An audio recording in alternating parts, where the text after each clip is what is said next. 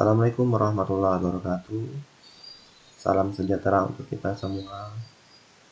Melalui video ini, Bapak akan menjelaskan materi pembelajaran biologi lintas wilayah kelas 11 IPS semester ganjil tahun pelajaran 2020-2021 sama Bapak sendiri, Pak Gulam Zikri Octaviansa. Untuk pelajaran biologi semester ini terdiri dari 7 bab dan 7 KD. Diwakili yang pertama KD sel, mekanisme transport zat, jaringan tumbuhan, jaringan hewan, sistem gerak, sistem sirkulasi, dan sistem pencernaan. Untuk pertemuan pertama ini, kita akan membahas mengenai sel. Maka dari itu, silakan Anda saksikan dan simak video selanjutnya berikut ini. Kompetensi dasar KD 3.1 menjelaskan komponen kimiawi penyusun sel, struktur, fungsi, dan proses yang berlangsung dalam sel sebagai unit terkecil kehidupan. Tujuan pembelajaran pada materi ini adalah mengetahui sejarah penemuan sel, menjelaskan perbedaan sel prokaryotik dan sel eukaryotik, mengidentifikasi komponen kimiawi penyusun sel, menjelaskan struktur dan fungsi organel sel, menyebutkan perbedaan organel sel penyusun sel tumbuhan dan sel hewan, dan menyebutkan persamaannya sel hewan dan sel tumbuhan. Baik, selanjutnya sejarah penemuan sel pertama kali oleh Anthony van Leeuwenhoek, yang menamakan organisme tersebut adalah animal flash pada air hujan. Kemudian Robert Hooke pada sayatan gabus, istilahnya adalah sel, pada bahasa Latinnya adalah cella, ruang berongga. Kemudian Robert Brown menemu nukleus atau inti sel pada tamat anggrek. Kemudian dua ilmuwan lagi namanya Matthias Reiden dan T.S. Swan menemukan bahwa sel berasal dari semua tumbuhan, dan hasil ini dijadikan jarang ditemukannya teori sel. Gambar penemuan sel yang menurut Robert Hooke ini Bapak, ada gambarnya, ini gambar mikroskopnya, nah ini gambar potongan tipis sayatan gabus tersebut dari hasil mikroskop ini. Adapun teori sel yang tadi menurut Swan dan kawannya tahun 1898 bahwa Rudolf Virchow mengungkapkan bahwa semua sel muncul dari sel yang telah ada, dinyatakan dalam bahasa Latin sebagai omnis cellula et cellula. Sedangkan isi teori sel tersebut jadi semua organisme hidup tersusun dari satu sel. Sel merupakan unit struktur dari fungsi. Sel baru terbentuk dari sel-sel yang telah ada. Berikutnya, kisaran dan ukuran sel. Ukuran sel sangat kecil dan dalam satuan mikrometer, sekitar 10 hingga 100 mikrometer. Ya. Jadi di sini sel. Ya. Di atas, di bawah bakteri ya. Hanya ada rambut di tengah-tengahnya, di antaranya ada bakteri ya. Sel dibagi menjadi dua, ada sel prokaryotik. Sel prokaryotik itu tidak memiliki nukleus, ya. Membran plasmanya memisahkan diri dari daerah dalam sel dengan luar. Contohnya adalah sel Archaebacteria, sel bakteri, dan beberapa sel Cyanobacteria. Jadi sel prokaryotik ini biasanya kita kenal dengan sel pada bakteri. Nah, berikutnya sel eukaryotik, perbedaannya yaitu memiliki nukleus. Nah, kalau prokaryotik tidak memiliki membran inti, sedangkan eukaryotik memiliki nukleus. Contohnya adalah sel hewan dan sel tumbuhan. Ini adalah diwakili oleh sel hewan. Berikutnya perbedaannya Bapak jabarkan melalui tabel jadi lebih jelas lagi. Jadi di sini ada karakteristiknya, Bapak ambil ada dari ukuran sama pembelahan sel. Jadi ukuran sel prokaryotik itu lebih kecil dibandingkan eukaryotik. Membran inti tentunya prokaryotik tidak ada, eukaryotik ada. Organismenya yang berganda hanya di eukaryotik. Flagela atau ekor disusun dua protein menyusun, dibentuk oleh mikrotubulus.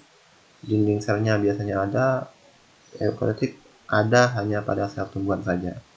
Membran plasma tidak ada karbohidrat, sitoplasma tidak ada sitoskeleton atau rangka sel.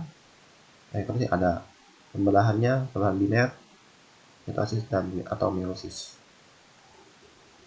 Berikutnya yaitu komponen kimiawi sel. Komponen kimiawi sel terdiri dari berbagai macam. Yang pertama air, lemak, karbohidrat, mineral, protein, serta asam nukleat. Air, karbohidrat, dan protein sebagai komponen kimiawi sel. Air sebagai pelarut menyeimbangkan kadar pH cairan sel sehingga metabolisme berjalan dengan baik. Karbohidrat sebagai sumber energi sel. Protein sebagai enzim, komponen pembentuk membran sel, alat transportasi, antibodi, hormon, dan sebagai sinyal sel. Kemudian komponen sel berikutnya, komponen kimiawi sel berikutnya, lemak, mineral, dan asam nukleat. Lemak berfungsi sebagai komponen utama membran plasma, hormon, dan pembentukan vitamin. Mineral sebagai pemeliharaan fungsi sel dan kerja metabolisme. Sedangkan asam nukleat sebagai pembawa faktor genetik, pembawa energi, koenzim, dan pengatur biosintesis protein. Itulah keenam komponen kimiawi sel beserta fungsinya. Berikutnya, struktur sel. Struktur sel yang dinilai adalah pada sel eukariotik. Ya. Karena sel eukariotik itu adalah sel yang susunan selnya sudah lengkap.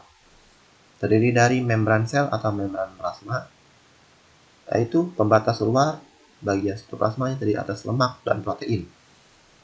Inti sel yang kedua, inti sel atau nukleus, ya, dikelilingi oleh membran inti berdinding ganda dan dikelilingi oleh sitoplasma.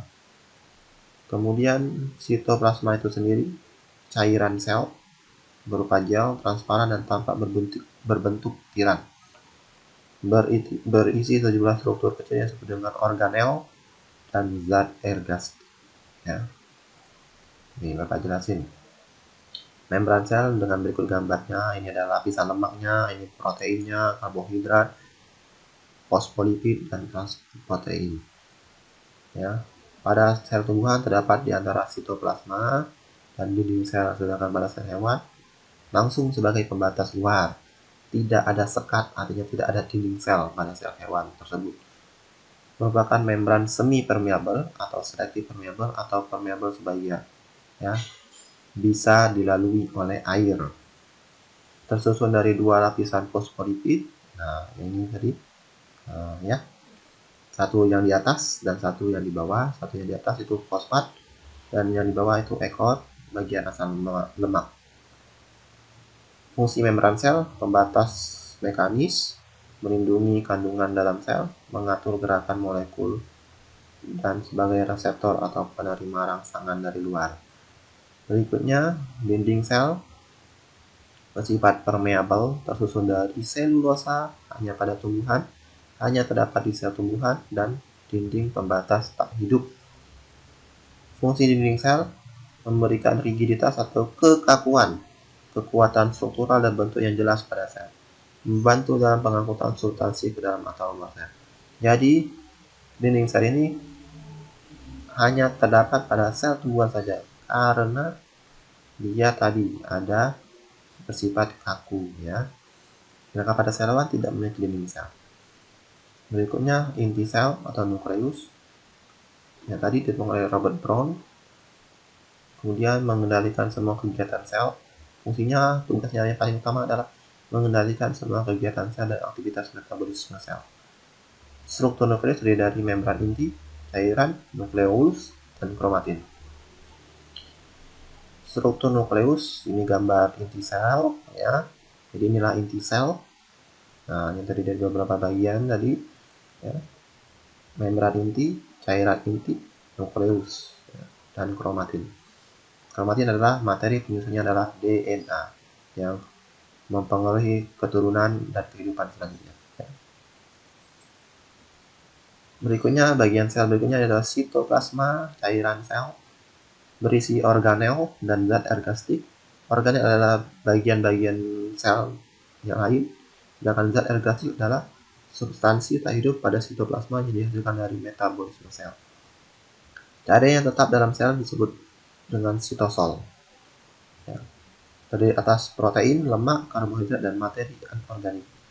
Fungsinya adalah, fungsi sitoplasma itu sendiri adalah tempat terjadinya reaksi-reaksi biokimia. Kemudian pada sitoplasma terdapat sejumlah bagian-bagian sel atau organ sel, yaitu mitokondria sebagai pernapasan, retikulum endoplasma, aparatus Golgi, plastida, lisosom, ribosom, dan sentrosom. Berikutnya, ini Bapak ada gambar sel hewan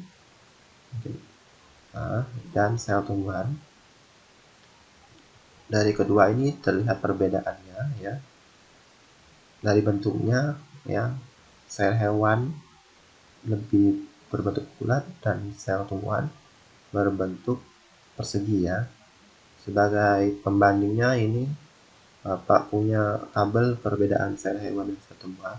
Lebih jelasnya di sini ya, bahwa sel hewan dan sel tumbuhan memiliki perbedaan. Yang pertama, berdasarkan ukuran, lebih kecil lah sel hewan dibandingkan sel tumbuhan.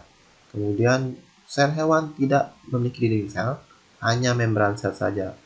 Dan sedangkan sel tumbuhan memiliki dinding sel. Sehingga yang membedakannya, sel tumbuhan itu lebih kaku dibandingkan dengan sel hewan.